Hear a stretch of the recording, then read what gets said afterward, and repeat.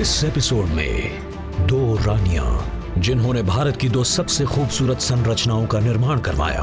पहला, रानी उदयमती की बावड़ी, दुनिया में कला के महान कार्यों में से एक। वो एक मास्टरपीस है जिसे उसकी पत्थर की नक्काशी में उत्कृष्टता के लिए यूनेस्को ने मान्यता दी है। रानी की वाव, एक राजा का स्मारक, पानी का एक मंदिर और स्त्री सौंदर्य का भी। उसके बाद भारत की मुगल महारानी के पिता इत्माद उद्दौला का मकबरा। नूरजहां ने अपने ही अंदाज में भारतीय वास्तुकला के इतिहास में सबसे शानदार इमारतों में से एक का निर्माण किया है। ये सफेद अजूबा नूरजहां की अपने माता पिता को श्रद्धांजलि थी, एक ऐसी इमारत जो ताजमहल के कल्पनाकारों को प्रेरित करेगी।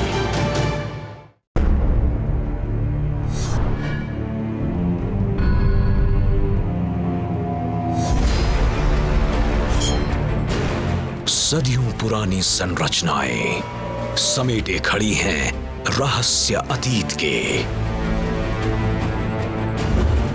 अनजानी राहों पर, भूली बिसरी कहानियों में, लोक कथाओं में छिपा है अनकहा इतिहास भारत का।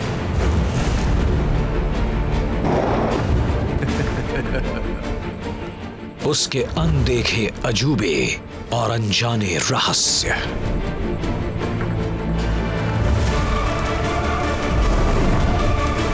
India, marvels and mysteries with William Dalrymple.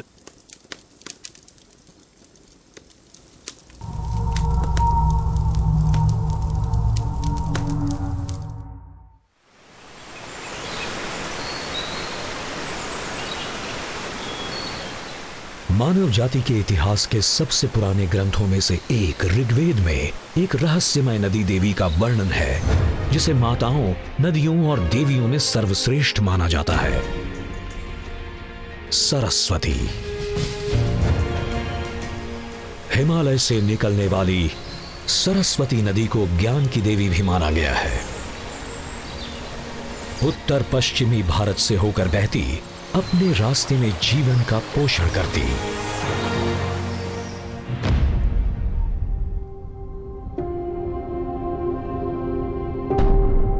आज आधुनिक गुजरात की उस पौराणिक नदी में जो कुछ बचा है वो है सूखी रेत और नीरस झाड़ियां।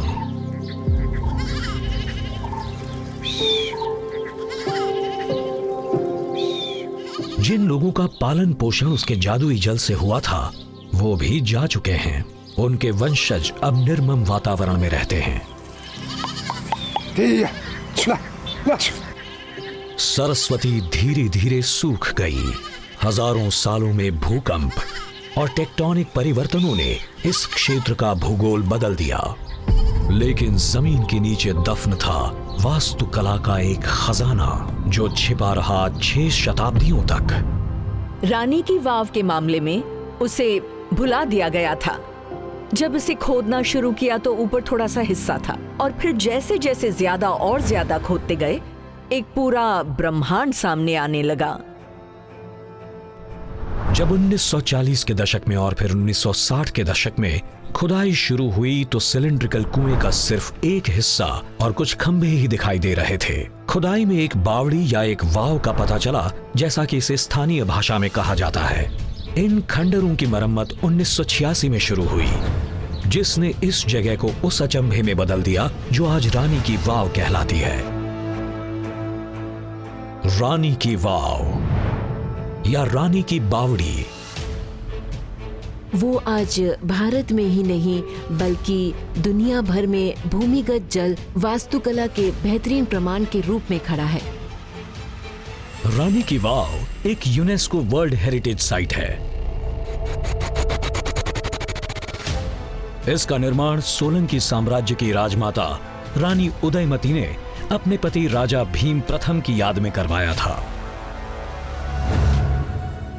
ये बावड़ी अहमदाबाद से 125 किलोमीटर दूर पाटन शहर में स्थित है। कभी जिसे अनाहिलवाड़ा पाटन कहा जाता था, वो सोलंकियों की प्राचीन राजधानी थी। अनाहिलवाड़ा पाटन एक महान राजधानी थी जहाँ से लोग अलग अलग दिशाओं में व्यापार करते थे, जहाँ से समंदर तक जाना आसान था। हजारों साल पहले कारवां चीन से रेशम लेकर प्राचीन व्यापार मार्गों पर आते जाते थे। वो रेशम पाटन पहुंचा, जहां अब प्रसिद्ध पाटन पटोला डिजाइन्स बनाए जाते हैं। ये प्राचीन पैटर्न्स अभी भी उसी तरह बुने जाते हैं जैसे 1000 साल पहले बुने जाते थे। रानी की वाव की दीवारों पर पटोला डिजाइन्स दिखाई देते हैं और भी बहुत कुछ। ये स्मारक एक प्राचीन स्कल्पचर गैलरी की तरह है, जहां लगभग 500 मुख्य मूर्तियां और 1000 से ज्यादा छोटी मूर्तियों के साथ हिंदू, जैन और बौद्ध देवी देवताएं और अप्सराएं हैं। हम रानी की वाव जैसी किसी जगह में सुंदरता देखते हैं, जो कि अब एक वर्ल्ड हेरिटेज साइट है, लेकिन हमें ये भी देखने की जरूरत है कि सूखी जमीन पर जीवन का मतलब क्या होता है, और इसलिए उसकी सुंदरता जीवित होने का जश्न मनाने के बारे में है। हालांकि जीवन के इस उत्सव का निर्माण एक मृत्यु के कारण हुआ।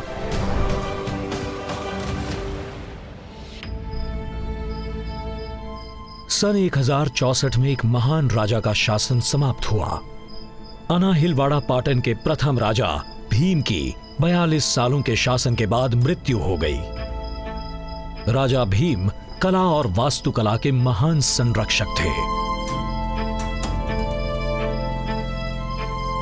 रानी उदयमती उस विरासत को आगे बढ़ाएंगी। उदयमती की बावड़ी शहर के लिए एक विशाल सार्वजनिक परियोजना थी। इसका निर्माण सन 1062 में शुरू हुआ और माना जाता है कि इसमें लगभग 20 साल लगे। इसका कोई अनुमान नहीं है कि रानी ने कितना खर्च किया था, लेकिन यह स्पष्ट है कि उन्होंने कोई कमी नहीं छोड़ी थी। रानी की वाव 210 फीट से ज्यादा लंबी और 65 फीट चौड़ी है। यह 90 फीट की गहराई तक जाती है। शानदार कलाकृतियों के बीच नारी रूप निखरा हुआ नजर आता है।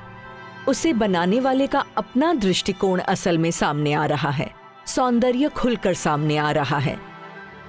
जो आज हम देख सकते हैं उसमें इमारत का रस नजर आता है। यह नजारा साफ तौर पर खुद को सजाने की कला और भाव से प्रेरित है, जिसे श्रृंगार कहते हैं। नारीत्व के इस पहलू को भारतीय कलाकार सदियों से दर्शाते आ रहे हैं। रानी की वाव इसके बेहतरीन उदाहरणों में से एक है। एक महिला अपनी कमर को घुमाकर इतरा रही है, तो दूसरी अपने होठों को रंग लगा रही है। रानी की वाव की दीवारों पर सुंदरता और कामुकता समय के साथ जम गए हैं। बलुआ पत्थर की ये संरचना मारू गुर्जर वास्तुकला शैली में बनाई गई थी। कहीं भी किसी तरह का सीमेंट या बाइंडिंग मटेरियल का उपयोग नहीं किया गया है। हर एक पत्थर को दूसरे के साथ एक लकड़ी के टुकड़े से जोड़ा गया है। इसे एक छोर पर जल स्तर तक जाने वाली सीढ़ियों की श्रृंखला में बांटा गया था और दूसरे छोर पर एक गोल कुआं था।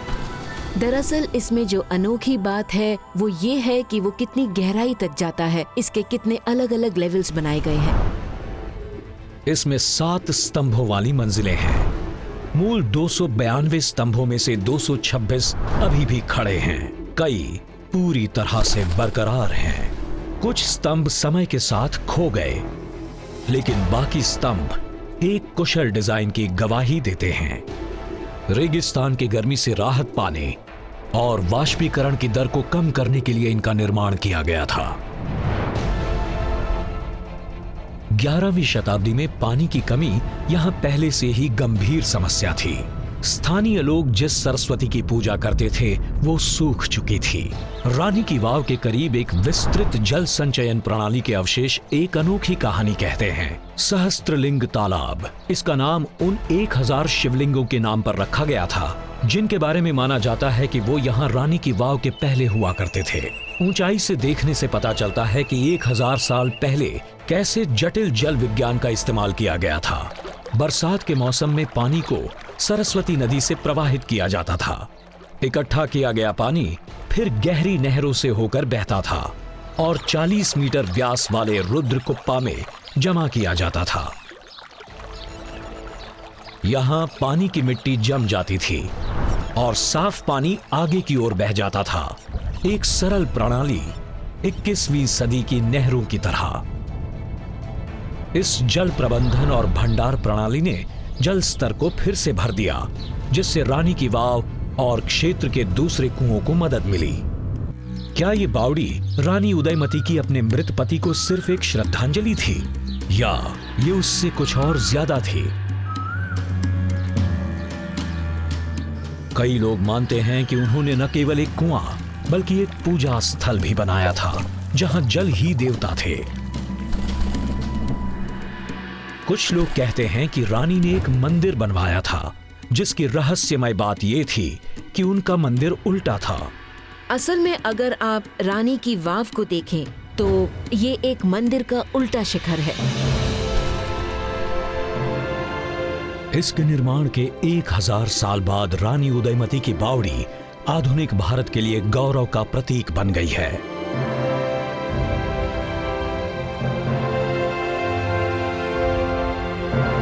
रानी को पता होगा कि उनकी रचना उनकी याद को जीवित रखेगी। काश वो जानती कि एक दिन उनकी विरासत भारत की मुद्रा पर भी अमर हो जाएगी।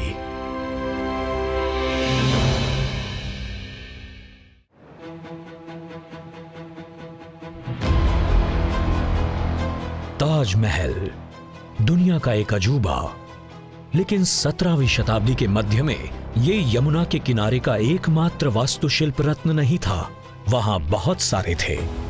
आगरा की कल्पना करने के लिए आपको कल्पना की एक लंबी उड़ान भरनी होगी, क्योंकि वो शहर स्वर्ग था। आप उसे इंडियन वेनिस कह सकते हैं। आगरा में 45 महान बागीचों वाले परिसर थे, जहां हर कोई एक महल से दूसरे महल तक नाव से जाता था।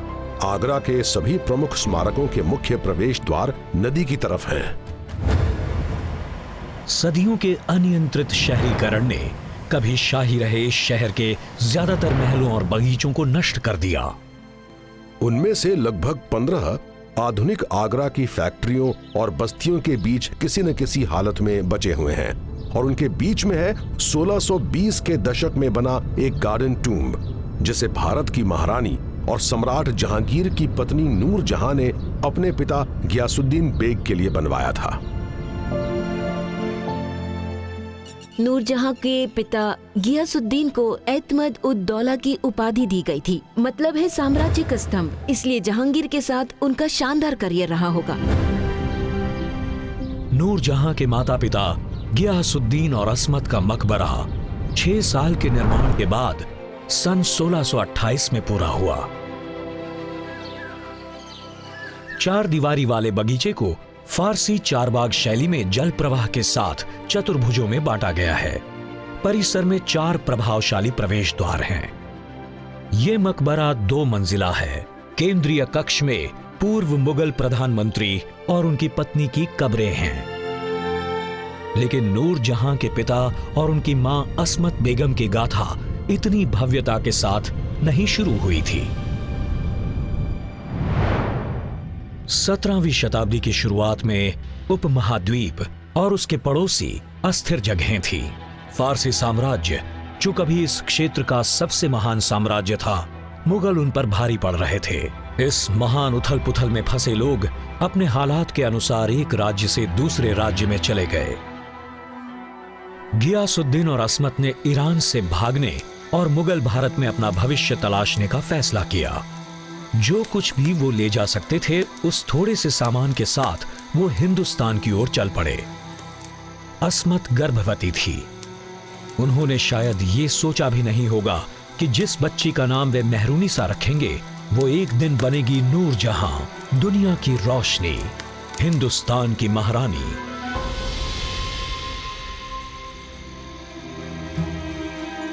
लेकिन वो भविष्य अभी भी दूर था और फिलहाल उन्हें हर कदम पर छिपे खतरों से जूझना पड़ रहा था। सड़क के किनारे बने शिविर आसान शिकार थे। डाकुओं का खतरा हमेशा रहता था। पति पत्नी अपने साथ बहुत कम कीमती सामान लेकर आए थे, लेकिन वो उनकी जान से ज्यादा कीमती नहीं था।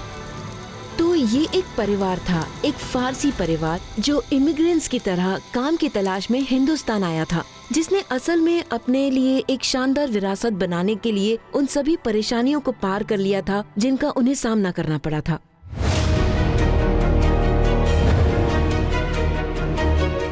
इत्माद उद दौला के मकबरे को बेबी ताज भी कहा गया है, जो कि एक उचित शीर्षक नहीं है। इसमें आकार की जो कमी है उससे कहीं ज्यादा उसकी पूर्ति इसकी चमक करती है। इसकी सबसे खास बात यह है कि ये कोई बहुत बड़ा मकबरा नहीं है। इत्मादुद दौला के मकबरे का निर्माण छोटे पैमाने पर किया गया है और ये पूरी तरह से परफेक्ट है। मुझे लगता है कि ये बहुत ही फेमिनिन टूम है। मकबरे में कमाल की सुंदरता और बारीकी है। नूरजहां ने अपने ही अंदाज में भारतीय वास्तुकला के इतिहास में सबसे शानदार इमारतों में से एक का निर्माण किया है। कई मायनों में ये मकबरा नूरजहां की सफलता का स्मारक है और अपने समय की महिलाओं के बारे में ज्यादातर सफलता की कहानियों की तरह उनके सत्ता में आने की कहानियों के बारे में भी गलत धारणाएं हैं। तो आम तौर पर ये मानना है कि वो एक बिल्कुल जवान सुंदर लड़की थी और जहांगीर उस जवान लड़की के लिए पागल थे। ये बिल्कुल झूठ है। उस समय वो अधेड़ उम्र की थी। 30 की उम्र एक ऐसी उम्र थी जब आप पक्के तौर पर शादी और रोमांस जैसी चीजों से पूरी तरह निपट चुके होते हैं। ऐसा नहीं था कि जहांगीर नूरजहां के चक्कर में हरम के चक्कर लगाते रहते थे नूरजहां के साथ यौन संबंध बनाने के लिए। तब तक वो एक विधवा थी और उनकी एक छोटी बेटी भी थी। आम धारणा के उलट उनकी एकमात्र संपत्ति उनकी बुद्धि थी। नूरजहां भले ही भावी शाहजहां की मां नहीं थी, लेकिन जहांगीर की पसंदीदा रानी बन गई थी। जहांगीर को नूरजहां से प्यार हो गया था, उस पढ़ी लिखी पेचीदा औरत से, और उसे पत्नी बना लिया और वो लगभग जहांगीर की साझीदार बन गई। उन्होंने मिलकर मुगल सल्तनत की कल्पना की थी। वो काफी हद तक उनकी भागीदार थी। लेकिन जहांगीर की एक गंभीर समस्या थी। उन्हें अफीम और शराब दोनों की बहुत बुरी लत थी और वो ज्यादा से ज्यादा बदतर होती गई। देर से उठना, बेहोशी और इस बुरी लत में गायब हो जाना, और इन हालात में उनकी पत्नी नूरजहां को बागडोर संभालनी पड़ी। अपने पिता और मां की मदद से उन्होंने असली शासक के रूप में काम किया, यहां तक कि राज्य के आदेश भी जारी किए। दरिद्र हताश फारसी परिवार ने एक लंबा सफर तय कर लिया था। सन 1621 में उनकी मां अस्मत बेगम की मृत्यु हो गई। कुछ ही महीनों बाद उनके प्यारे पिता इत्माद उद दौला गियासुद्दीन बेग का भी निधन हो गया। अपने निजी धन का इस्तेमाल करते हुए नूरजहां ने जल्द ही मकबरे का निर्माण शुरू करवा दिया। उन्हें भारत के बेहतरीन वास्तुशिल्प चमत्कारों में से एक का निर्माण करना था।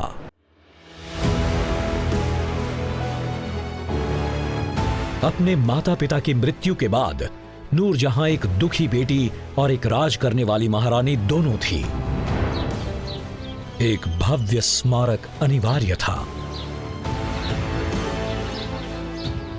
इत्मत उद दौला का जो मकबरा बनाया गया है वो एक व्यक्तिगत स्मारक और एक शानदार शाही स्मारक दोनों है, और यही बात इसे इतना आकर्षक बनाती है। परिसर का शांत वातावरण पैराडाइज यानी स्वर्ग का प्रतीक था, जो दो फारसी शब्दों से बना है। टायरी जिसका मतलब है बगीचा और डेजा मतलब घिरा हुआ, जिसके केंद्र में एक रत्न की तरह है चमकदार सफेद संरचना। ये संगमरमर के छोटे से जूल बॉक्स की तरह है। इसे स्वर्ग की छवि के रूप में देखा जाना था। शराब के गिलास, फूलों के गुलदस्तों की इमेजेस हैं। हर इंच को खूबसूरती से और सोच समझकर डिजाइन किया गया है। ये मकबरा फैला है लगभग 240 वर्ग फुट में और लगभग 540 वर्ग फुट के आधार पर बनाया गया है। चारों कोनों में 43 फीट ऊंची 8 कोनों वाली मीनारें हैं। हाल ही में लगाए गए पसंदीदा मुगल पेड़ पौधे 400 साल पहले के स्वर्ग जैसे बगीचे को फिर से जीवित करते हैं। रंग के मामले में भी ये इमारत अपने आप में अनूठी है। उन्होंने इसे पूरी तरह से सफेद संगमरमर से बनवाया था। जो बहुत रेयर था। उस समय तक लाल बलुआ पत्थर ही शाही रंग था, लेकिन उन्होंने सिर्फ सफेद संगमरमर का इस्तेमाल किया जो काफी महंगा था। और बाद में शाहजहां ने इसे देखा और ताजमहल बनवाया। मुझे तो यही लगता है। क्या ये ताज के लिए कलात्मक प्रेरणा थी? नूरजहां की इमारत ताजमहल का निर्माण शुरू होने से 4 साल पहले ही बनकर तैयार हो गई थी और मकबरे के सफेद संगमरमर पर पंजीकारी, जिसे पिएट्रा ड्यूरा कहा जाता है, लगभग एक जैसी है। ये सफेद संगमरमर से बने मुगल मकबरों का पहला उदाहरण है जिसमें सजावट के लिए इतने सारे पत्थर जड़े गए हैं। क्या नूरजहां ने एक नए चलन की शुरुआत की थी? इसके जवाब समय के साथ खो गए हैं। अंदरूनी कक्ष छोटे और जाने पहचाने हैं, जहां प्राकृतिक प्रकाश का इस्तेमाल नाटकीय ढंग से किया गया है। अब हम जानते हैं कि मुगल लाइट के कॉन्सेप्ट से बहुत प्रभावित थे। दैवीय राजत्व चमक के साथ जुड़ा हुआ था। तो अब सूरज की दिशा में इन जालियों को चारों ओर देखते हैं ताकि कब्र और अंदर का कक्ष हमेशा इस सुनहरी रोशनी में चमकता रहे और आप उस मोज़ेक वर्क को एक ज्वेलरी बॉक्स की तरह देख सकें। ये रोशनी मकबरे के अन्य कक्षों में रानी के कई रिश्तेदारों की कब्रों को भी रोशन करती है। लेकिन नूरजहां, दुनिया की रोशनी, उसका क्या हुआ? वो उस समय की हिंदुस्तान की सबसे शक्तिशाली महिला थी, मुगलों की एकमात्र महिला जिन्हें महारानी माना जाता था। वो उत्तराधिकार की राजनीति में उलझ गईं जब जहांगीर बीमार थे और मर रहे थे। इसलिए जब आखिरकार मिर्जा खुर्रम शाहजहां बन गया तो नूरजहां के आगरा में रहने का कोई सवाल ही नहीं था। नूरजहां हिंदुस्तान की महारानी से एक भूली हुई महिला बन गई। जहांगीर के 17 साल बाद 68 साल की उम्र में उनकी मृत्यु हो गई और उन्हें उनके पति की बगल में लाहौर में दफनाया गया। लेकिन 400 साल बाद भी नूरजहां की विरासत जीवित है।